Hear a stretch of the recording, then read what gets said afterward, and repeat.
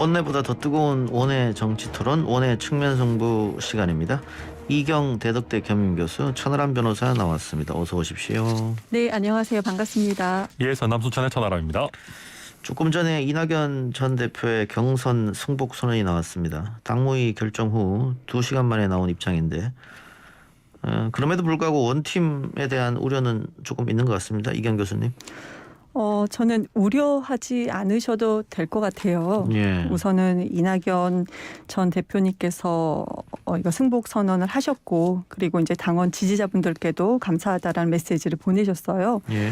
그리고 민주당의 어떤 대선에서 역할을 하시겠다라는 메시지도 보내신 걸로 지금 제가 예. 알고 있는데요. 그렇기 때문에 원팀에 대해서는 저는 뭐 걱정하시지 않으셔도 되신다라고 말씀드리겠습니다. 예. 이낙연 전 대표의 승복 이야기가 나오고 나서 이재명 후보가 곧바로 SNS에 고맙다고 글을 썼었습니다만 일부 지지자들이 내일 가처분 신청한다 그래요? 원팀에 별로 문제 없을까요? 아마 이낙연 대표님께서 그 일부 지지자분들의 마음을 좀 다독이시지 않을까 이렇게 생각이 듭니다. 이번에 메시지가 한번 나왔고 내일 의견 가처분 신청한다는 것은 그 전에 이미 진행된 얘기이기 때문에 내부적으로 이 부분에 대해서는 다독이는 말씀이 있으실 것 같습니다. 이게 예. 뭐 공식적이든 비공식적이든 있을 거라고 생각합니다. 이낙연 대표님께서 한 입으로 뭐 두 가지 말을 하지는 않으실 것 같아요. 예. 자, 지지자들은 그렇고 경선 기간에 상당히 강하게 이재명 캠프를 비난했던 서른, 윤영찬 이런 분들은 정치인이니까 원팀이 되는데 별 어려움이 없지 않느냐 이런 의견도 있던데 거기에는 동의하십니까? 캠프에 계셨을 때는 역할을 최선을 다하시는 거고요. 예. 이제 이분들이 그렇다고 해서 민주당 소속이 아닌 건 아니잖아요. 예. 그럼 민주당 의원, 그러니까 민주당 대통령을 만드는데도 그만큼 아주 강하게 또 활동을 하시지 않을까 생각을 합니다. 그리고 무엇보다도 당을 중심으로 캠프가 다시 꾸려지는 것이고, 그리고 그 전에 있었던 그 이재명 후보의 캠프에서는 이분들을 모시는데 만약에 좋은 자리를 양보하라고 하면은 우원식 그 선대본부장 위원장까지도 다 양보하겠다 이런 말씀을 하신 적이 있기 때문에요. 저희가 캠프에서도 그 전 캠프에서도 당에서도 모시도록 예. 얘기를 하지 않을까요? 예, 천하람 변호사 여당 경선 상황 어떻게 보고 계십니까? 네, 일단 저는 이낙연 후보께서 너무 감정적으로 대응하시지 않았나 하는 생각이 들어요. 일단 예. 사실은 저는 서른 의원께서 구속까지 언급하시고 예. 굉장히 강하게 얘기하시면서 예. 정말로 이낙연 후보 캠프에서는 경선 이후를 보고 계신 게 아닌가 이런 생각이 들었거든요. 경선 이유는 뭡니까? 이재명 후보가 이제 낙마를 하게 되는 그런 경우까지 보고 계신 게 아닌가라는 생각이 들었는데 예.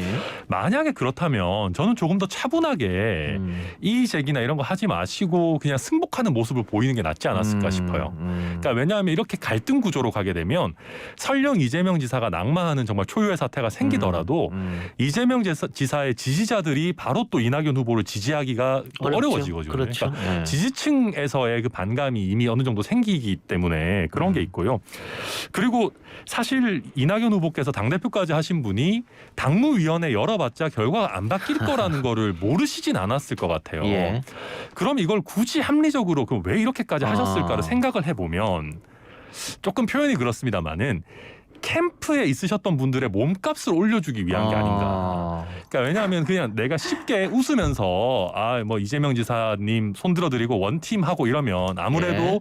졌던 캠프에 속했던 분들이 지분을 가져가기가 쉽지 않은 부분이 있거든요. 근데 여기서 이렇게 약간의 분란이 생기게 되면 이재명 지사께서도 방금 우리 이경 교수님께서도 말씀하셨지만 조금 더 포용하고 적극적으로 다가가는 모양새를 취할 수밖에 없어요. 그러면 당연히 이낙연 후보 캠프에 몸담으셨던 분들도 좀 더 활동할 수 있는 공간이나 지분이 생기니까 예. 그 정도를 생각하셨던 게 아닌가 이렇게 보이긴 합니다. 그래요. 그런 추측도 가능할 것 같은데 김재원 최고가 굉장히 솔직하게 방송에서 이야기했더라고요. 민주당 경선 후에 갈등이나 혼란이 더 오래 가야 우리 당에 도움이 된다. 아니 솔직한 말씀이긴 한데 그렇게까지 얘기하셔야 되나 싶긴 하고요. 저도 그러면 조금 솔직하게 얘기하자면은 예. 그건 그 원팀이 되느냐 아니냐는 국민의힘 후보가 누가 되느냐도 또 연동이 된다고 봐요. 뭐 예를 들어서 윤석열 후보처럼 이제 민주당 지지층의 반감이 강한 후보가 국민의힘 후보가 되면 아무래도 이제 민주당의 당내 내홍은 좀 더 금방 잦아들 가능성이 있고요. 그에 반해서 조금 더 뭐 민주당 지지층이나 중도층에 어필하는 후보가 뭐 국민의힘 후보가 된다라고 하면 이낙연 후보를 지지했던 분들의 마음이 좀 더 흔들릴 수 있지 않을까. 뭐 앞으로 좀 지켜봐야 될 것 같습니다. 하긴 과거 이명박 박근혜 후보가 붙었을 때도 박근혜 후보가 곧바로 경선 승복했는데 지지자들은 또 법원을 끌고 갔거든요. 네. 뭐 그렇게 생길 수 있어. 그런 일이 벌어질 수 있으니까. 알겠습니다. 자, 그런데 일요일 날 후보가 결정이 됐고 오늘 수요일 날 결과를 승복했단 말이에요. 이렇게 됨으로 해서 경선 컨벤션 효과는 제로, 아니 마이너스가 돼버렸다. 어떻게 보세요? 글쎄요. 뭐를 근거로 마이너스가 됐다고 말씀하시는지는. 오늘 자 여론조사 나오면 이재명 후보 지지율이 동시다발로 다 떨어졌습니다. 그 지지율에 대해서는 이번에 이재명 후보가 또 국감장에 나가겠다 예. 또 발표를 하셨죠. 예. 국감장에 나가서 이 부분에 대해서 본인이 그러니까 대장동 관련돼서 좀 억울한 면이 많이 있었던 것 같아요. 예. 그때가 지금 2021년도고 그때는 2010년도에서 15년도인데 처음에 2010년도에 이재명 후보가 성남시장이 됐을 때 그때 당시 비서진 라인도 본인 사람이 아무도 없을 정도의 그런 열악한 상황이었습니다. 그리고 그 시장 집무실에 CCTV까지 설치해서 아주 철저하게 본인부터 철저하게 어떤 시정을 했던 그런 상황이기 때문에 이런 부분에 대해서 국민께 설득을 하고 설명을 하고 하면서 다시 예. 지지율은 올라갈 것이라고 생각을 합니다. 알겠습니다. 국정감사 이야기를 해주셨으니까 자연스럽게 그 주제로 넘어가죠. 자, 이재명다운 정면 돌파 방식이다. 이런 이야기를 언론에서 많이 하던데 지금 이경 교수는 그 국감이 끝나면은 이재명 지지율은 다시 올라갈 것이다. 뭐 이렇게 보는 것 같아요. 야당은 어떻게 보고 계십니까? 이건 뭐 제 개인적인 의견인데요. 저는 솔직히 국감에 나오시기로 한 거는 정치적으로 굉장히 잘한 선택이신 것 예. 같아요. 그러니까 지금 사실은 그 3차 슈퍼위크 국민선거인단 투표에서 60%가 넘는 분들이 이낙연 후보를 선택하고 예. 이제 28%인가요? 굉장히 예. 이제 낮은 득표를 하셨는데 예. 이게 뭐 여러 분석이 있습니다만은 최소한 대장동 그 사태로 인한 불안감이 아예 반영이 안 됐을 리는 없는 예. 거거든요. 근데 이런 상황에서 만약에 국감까지 안 하고 그 전에 경기도지사 사퇴하시겠다 그랬으면 예. 솔직히 도망가는 이미지로 바뀝니다. 그래서 저는 뭔가 있으니까 도망가는 거 아니냐? 그렇죠. 저는 그래서 송영길 대표께서 그 전에 사퇴하라고 하셨을 때 저는 속으로 쾌재를 불렀거든요. 빨리 좀 사퇴하셨으면 좋겠다. 그랬는데 그렇게 안 하셨고 그리고 또 한 가지는 사실 야당 입장에서도 굉장히 곤혹스러운 것이 증인을 부르거나 뭐 자료를 달라고 해도 뭐 안 줍니다. 경기도에서. 솔직히 안 주면 그만이죠. 뭐. 네, 안 주고요. 그리고 뭐 그 성남시 의회에서도 뭐 행정사무감사 하자 그랬는데 또 민주당 의원들은 전부 다 반대하시고 뭐 이렇게 예. 해서 자료가 안 나오거든요. 예. 국민의힘 게이트만 왜 이렇게 자료 안 주시는지 잘 모르겠는데 일단 그럼 이런 상황이 되면 결국은 언론에서 이미 다뤘던 거를 그냥 또 공방하는 그 정도 수준에 그칠 가능성이 높아요. 예. 그러면 일단 이재명 지사 입장에서는 본인에게 국민의 이목이 집중되는 그런 효과를 누릴 수 있고 또 민주당 의원들이 숫자가 더 많잖아요. 그렇죠. 그러면 또 더 우호적인 질문하고 설명할 기회 줄 거기 때문에 아마 국감은 이재명 지사 국감에서 야당이 득점을 하기는 쉽지 않은 환경일 거다. 근데 그렇게 지금 예상이 뭐 됩니다. 자료를 안 준다 말씀을 주셨는데요. 지금 국감 자료 60% 이상이 성남시에 요청한 자료입니다. 예. 지금 성남시장이 아닙니다. 이재명 지사가. 예. 그 부분에 거기 또다 대해서는 민주당이시니까요. 자료를 예. 전부 다 안 준다라는 것은 근거가 여태까지 예. 지금까지는 없다라고 예. 말씀을 드리는 거고요. 그리고 지금 뭐 자료를 주지 않는다 관련돼서는 고발사주나 뭐 고발사주 의혹이나 주가 조작 관련돼서도 국힘에서도 마찬가지예요. 윤석열 측에서도 마찬가지고 이 부분에 대해서는 지금 수사가 진행 중임에도 불구하고 관련돼서 뭐 국감 자료도 전혀 주지 않고 있는 상황입니다. 그리고 지금 뭐 대장동에서 국감 현장에 무조건 이재명 후보가 이제 나가겠다라고 했는데 이 부분에 대해서는 후보 자체가 지금 조금 억울한 면도 있고 하실 예. 얘기가 많은 것 같아요. 그래서 본인 스스로 하려고 하시는 것 같고 이거는 좀 길게 설명을 드릴 필요가 없을 것 같아요. 성남시에서는 한 푼도 투자하지 않고 사업이 잘못됐을 때 손해배상도 일어나지 않고 지금 그때 당시는 70% 지금 계산해도 50% 이상의 민간 개발업자가 다 가져갈 것을 예. 가져온 것이다. 이것이 팩트라고 말씀드리겠습니다. 알겠습니다. 자, 지금 국감 얘기 나왔으니까 어쨌든 아마 역대 국감 TV 시청률, 유튜브 시청률을 다 제킬 겁니다. 흥행은 보장된다. 원래 민주당이 이 고발 사주권에 대해서 윤석열 후보를 국감 증인으로 부른다고 했는데 지금 그 말이 쑥 들어갔거든요. 윤석열 후보가 국감장에 나타나면 윤석열 후보 지지율 올라갈 거예요. 당연히. 네. 그렇기 때문에 민주당에서 안 부를 겁니다.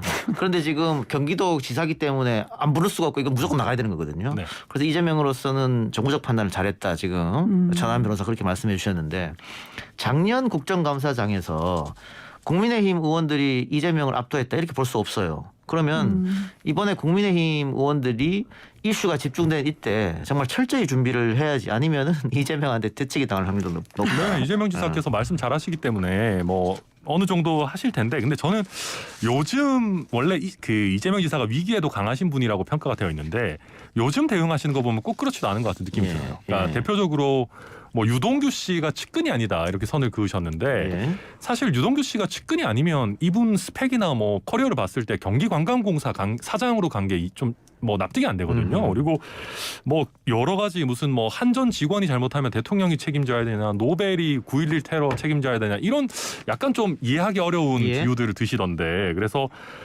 이재명 지사도 조금 긴장하신 게 아닌가 이런 평가가 되고요. 방금 뭐 성남시 한 푼도 투자 안 했다 이경 대변인 말씀하시지만 수용권을 가지고 땅을 싸게 가져갈 수 있도록 하는 것 자체가 어마어마한 예. 일이거든요. 그러니까 예. 이게 공공의 투자가 전혀 없었다라고 얘기할 수 있는 잠깐만요. 성격인 것은 아닙니다. 대장동권으로 얘기하면 오늘 계속 예, 그걸로 해야 알겠습니다. 되니까. 예, 뭐 그거 많이 했으니까. 예. 자, 측근이 아닌 게 아니지 않느냐 이런 거 어떻게 보세요? 유동규 씨가 측근이냐 아니냐 이거는 저는 왜 중요한지 모르겠어요. 솔직히. 지금 이곳은 국민들이 바라봤을 때 민간개발업자가 왜 이렇게 돈을 많이 가지고 갔지? 이 부분입니다. 예. 하나은행 컨소시엄 금융권으로 돌아온 민간개발업자가 왜 이렇게 많이 가지고 갔느냐라는 것인데 유동규 씨가 지금 뭐 언론에서는 뭐 5억이냐 11억이냐 이렇게 뭐 받았다라는 얘기가 있는데요. 예. 이것도 개발 이익이 일어난 2018년도 이후입니다. 예. 당초 2010년도에서 2015년도 사이에는 유동규 씨가 지금 관계된 것이 지금까지 밝혀진 게 예. 밝혀진 게 전혀 없어요. 이것은 누가 왜 돈을 왜 많이 가져갔고 이익이 무엇이냐. 곽선도 아들은 왜 50억을 주었느냐. 이것으로 지금 이렇게 그 돈의 흐름으로 역추적을 해서 그러면 몸통이 무엇인지를 좀 밝혀내야 되는 거지. 지금 오로지 그냥 유동규 씨 하나만 가지고 물고 늘어진 것은 국민의힘 쪽에서도 뭐가 없으니까 이런 거 아니냐라는 생각이 드는 것이고요. 마지막으로 이재명 후보가 지금 뭐 말에 대해서 말씀을 잘하지만 지금 뭐 국감장에서는 아마 뭐 대치기 이런 말씀을 주셨는데요. 예. 이재명 후보가 그냥 말을 잘하는 게 아닙니다. 이재명 후보는요. 그 말하는 거 하나하나 한번 보시면은 뒤에 근거, 팩트가 명확하게 있기 때문에 그 부분에 대해서 있는 사실 그대로 팩트체크 개념으로 하기 때문에 말을 잘하는 게 되는 것이지 국민들께서 보통 수준이 아니세요. 그냥 얼렁뚱땅 넘어가려고 했으면은 그 부분은 국민의힘에서 이거를 지적하기 전에 이미 국감을 바라보시는 국민들께서 이미 지적을 하고 등을 돌리실 겁니다. 근데 이 부분에 대해서 그만큼 자신이 예. 있기 때문에 국감장에 내가 나가겠다라고 하는 것이지요. 이것을 그냥 말장난으로 할 생각이었다면은 시작도 하지 않았을 겁니다. 알겠습니다. 유동규 씨는 아마 조만간 검찰에서 기소를 할 테고 김만배 씨도 지금 구속영장 신청했으니까 그 결과가 법원으로 나올 테고 어쨌든 검찰, 경찰이 지금 수사를 하고 있는 상황인데 대통령이 어젠가요? 검경 합동으로 빨리 수사를 해라 이런 얘기가 있어요. 그래서 야당에서는 이거 특검하지 말라는 가이드라인 아니냐. 뭐 야당으로서는 충분히 할 수 있는 발언이라고 생각합니다. 예, 저도 뭐 그렇게 생각하고요. 근데 이제 뭐 원론적인 말씀이라고 볼 수도 있죠. 근데 이게 지금 또 여당의 대선 후보, 뭐 이제 유력 대선 후보도 아니고 이제 여당의 결정된 대선 그렇죠. 후보와 관련된 사건이다 보니까 야당 네. 입장에서도 좀 민감하게 나올 수밖에 없고요. 합동수사본부 뭐 다 좋습니다. 근데 이게 합동수사본부를 하더라도 결국은 이미 뭐 경찰과 검찰, 특히 이제 김호수 검찰총장의 지휘를 받게 되는 거기 때문에 예. 저는 솔직히 야당을 지지하는 국민들도 한 절반 정도 되지 않습니까? 그렇죠. 그분들도 납득하려면 저는 특검이나 합수본이나 뭐가 그렇게 다른가 좀 빨리 해도 될 것 같은데 근데 글쎄요. 뭐 제가 봤을 때 그렇겠죠. 정무적으로 예. 지금의 검찰 수사를 봤을 때는 명확한 결과가 나오기 좀 어려워 보인다. 현재까지는 뭐 녹취록을 따라가는 수사가 녹취록이 지금 오염됐기 때문에 그렇다면 수사 결과를 보고 이거 봐라. 그래서 우리가 특검 하자 그러지 않았느냐. 그때부터 또 막 특검 이야기하면 야당 지지율 올라갈 것 같은데. 그럴 수도 있어요. 근데 네. 뭐 정무적으로 계속 근데 이제 모르겠습니다. 그게 정치적으로 유리한지는 모르겠지만 예. 원래 우리가 특검이라는 게 특검하자 그래가지고 바로 다음 날 시작할 수 있는 건 아니잖아요. 예. 그리고 근데 현실적으로 여당이 반대하면 못하는 거 아닙니까? 솔직히 못하긴 못하죠. 예. 근데 이 사건 같은 경우는 지금 특검을 원하는 국민들의 여론도 점점 올라가고 있고 예. 지금 이미 벌써 뭐 여러 여론조사상에서 과반은 훌쩍 넘는 것 같더라고요. 예. 그러니까 그리고 어차피 언젠가는 특검을 할 겁니다. 그래서 알겠습니다. 네. 예. 특검 반대한 이유 좀 짧게 좀 이경 교수가 말씀해 주세요. 글쎄요, 지금 무조건 반대라는 거는 아닌 것 같아요. 예. 우선 검찰, 경찰이 수사를 하고 있고 말씀 주신 것처럼 수사가 이게 뭔가 미진했을 경우에 그때 특검을 만약에 주장했다면 이것이 훨씬 더 설득력이 있었을 텐데 예. 특검 주장했을 때 그때 뭐 국조하자. 특검하자 같이 나왔었잖아요. 근데 예. 국조로는 뭐 결과가 안 나오는 것이고 그냥 국조 얘기는 쏙 돌아가고 이제 예. 지금 특검 얘기만 하고 계시는데요.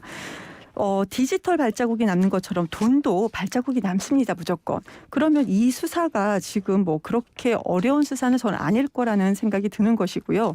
수사를 지켜보고 난 다음에 특검 얘기를 해도 괜찮다. 그리고 대통령이 지금 검찰 수사 관련돼서 말씀을 주셨는데 이 부분은 그냥 원론적인 그냥 근본적인 그냥 얘기예요. 이 부분에 대해서 너무 의미 부여하는 것은 정치권에서만 이렇게 많은 의미 부여를 하는 것이다라고 생각을 합니다. 알겠습니다. 자, 야당 얘기도 좀 해보죠. 지금 시간 제주 지역 합동 토론회가 진행 중인데 무속 논란 이야기가 또 나오지 않을까 생각은 듭니다만 이준석 대표가 이거는 그냥 취향의 문제라고 윤 전 총장을 감쌌는데 일각에서는 이준석 대표가 유승민 지지한다고 계속 오해를 받으니까 이렇게 또 감싸는 거 아니냐. 이게 국민들이 납득할 수 있겠냐. 취향의 문제라고 하면. 또 그런 지적도 있습니다. 저는 이준석 대표가 잘했다고 생각하고요. 예. 이거는 단순히 윤석열 후보를 감싼다 이런 성격의 것이라기보다 이준석 대표가 여러 차례 얘기했지만 무속 논란 이런 게 자꾸 나오면은 경선 토론의 질 자체가 떨어지거든요. 그건 그렇죠. 예. 그래서 저도 이런 얘기하는 게 적절한지 모르겠습니다만은 예. 이 무속 논란이 없어지라고 굿이라도 해야 될 판인데 대표로서 당연히 할 수 있는 얘기라고 생각하고요. 그러다 보니까 이게 단순히 윤 전 총장을 감싼다 이렇게 보는 것보다 좀 큰 틀에서 이해하는 게 맞다고 예. 생각합니다. 근데 뭐 유승민 의원의 지적이나 여당에서 지적하는 것은 그 윤석열 후보가 대통령 되면 무속인한테 정책 물어보는 거 아니냐 이렇게까지 흘러간 것 같아요. 여당 입장이 그런 거죠?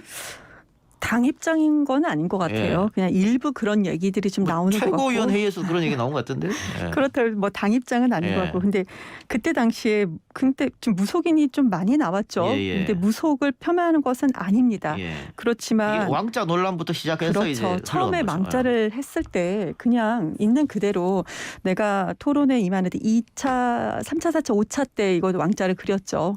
그냥 솔직히 있는 그대로 얘기하면 되는데 이거는 뭐 동네 분들이 해준 거다. 근데 동네 분들이 거기에 가서 할 사람이 없었다는 거 동네 분들이 의견이 좀 나왔었던 예. 거고 그럼 이것도 거짓말이었고 이거 왜 지워지지 않느냐. 나는 손가락만 씻는다.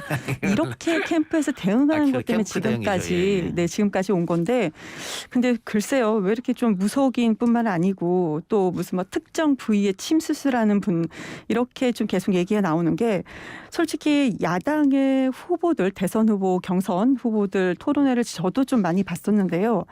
참 아쉬운 게 정책 얘기에 대해서 치열하게 얘기하고 그럼 재원 마련은 어떻게 할 것이냐 이런 얘기가 나오는 것이 아니고 좀 이상하게 재미는 있었습니다. 토론회를 보면서 그렇게 재미있게 저도 본 적은 처음인 것 같은데 이것이 전체 국민의 그러니까 국민의힘을 지지하는 지지자분들께서는 이 토론회를 보면서 솔직히 좀 속상하지 않을까 하는 생각은 듭니다. 예, 방금 이경 대변인 지적처럼 그 윤석열 캠프의 대응이 조금 미숙했다. 네. 그래서 그런가요? 이번에 대변인은 4명이었는데 1명으로 줄였더라고요. 그것도 네. 아마 소통을 일원화하겠다. 아마 이런 생각이 아닌가. 그렇겠죠. 뭐 지금 사실은 홍준표 후보 캠프가 굉장히 단촐하거든요. 예. 그러다 보니까 사실은 캠프에서 뭐가 사고 나거나 이런 일이 잘 없어요. 의사결정도 빠르고 예. 그런 게 아마 상승세의 원동력 중에 하나인 것 같은데요. 그런 부분을 조금 벤치마킹 하려는 것 같고 특히 손가락만 씻는다 이런 얘기는 진짜 좀 그게 저도 그 실시간으로 봤지만 예. 약간 그 농담조로 말씀하셨지만 이게 예. 농담으로 넘길 일이 아니잖아요. 예, 그래서 예. 좀 그런 약간 문책성인 것도 있지 않나 저는 예. 그렇게 보입니다. 자, 그런데 뭐 윤석열 후보가 나름 조심한다고 하고 있습니다만 오늘도 제주 기자간담회에서 여전히 쩍벌이 있었고 또 엊그제 호남은 민주당의 나와바리라는 또 표현을 써서 또 한번 시끄러웠습니다. 나름 조심한다고 합니다만 계속해서 문제가 터져나오고 있고 또 이게 도이치모터스 또 장모 사건이 아직도 2건이나 대기하고 있거든요. 이것을 어떻게 넘길 것이냐. 그러니까 악재가 아직 많이 남아 있다. 어떻게 보십니까?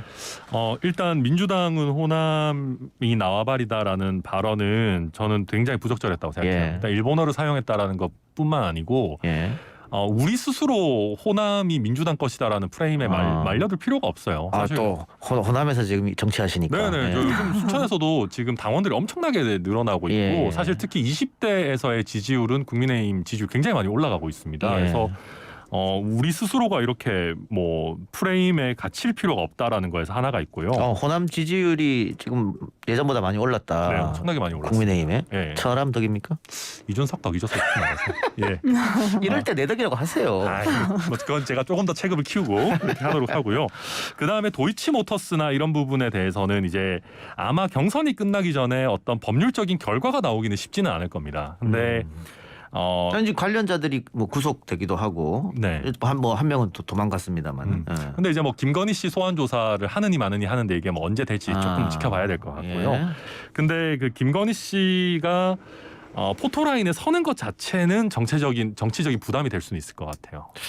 서진 않을 것 같은데요. 그렇죠, 안 서시겠죠. 예. 네. 근데 어쨌거나 이렇게 가족 관련한 리스크가 나오는 것도 뭐 그렇게 썩 좋은 일은 아니고 결국은 불안한 후보다라는 프레임이 또 더 강화될 수 있기 때문에 그렇죠. 결국은 이걸 뛰어넘으려면 이제 실력을 보여줘야 되는 그런 지점이라고 봐야 되겠죠. 알겠습니다. 1분 30초 정도밖에 남지 않았는데 마지막으로 우리 이경 교수님. 자, 정의당이 심상정 의원을 대권 후보로 선출했습니다. 이제 4번째 도전인데 지난 대선에서 6% 이상 가져갔거든요. 지난 대선처럼 그렇게 많은 표를 갖고 가면 이번 싸움은 51대 49가 될 거라는 게 모든 사람들 예측인데 민주당한테는 좀 불안 요소 중에 하나 아닐까요? 어떻게 보세요? 정의당에서도 후보를 내는 게 당연한 거죠. 예. 이게 아무리 51대 49에 우리가 지지율을 받는 그런 상황이라고 하더라도요. 그 부분에 대해서는 뭐 민주당 쪽 입장에서는 뭐라고 해서는 안 되는 것 같고 예. 반대로 뭐 안철수 후보도 나온다고 하잖아요. 그러면 안철수 후보가 처음하고 다르게 지금은 보수 쪽의 지지를 그래도 예. 중도와 보수의 지지를 받는 예. 그런 분위기인데 그렇게 따져본다면은 지금 이것은 거대 양당이 두 당만 이렇게 대선 후보를 내는 것보다는 작은 당들도 같이 알겠습니다. 대선 후보 내는 그런 모습은 당연히 좋아 보입니다. 예. 오늘 두 분 말씀 여기까지 듣겠습니다. 지금까지 천하람 변호사 이경 교수와 함께했습니다. 수고하셨습니다. 네, 네, 감사합니다. 감사합니다.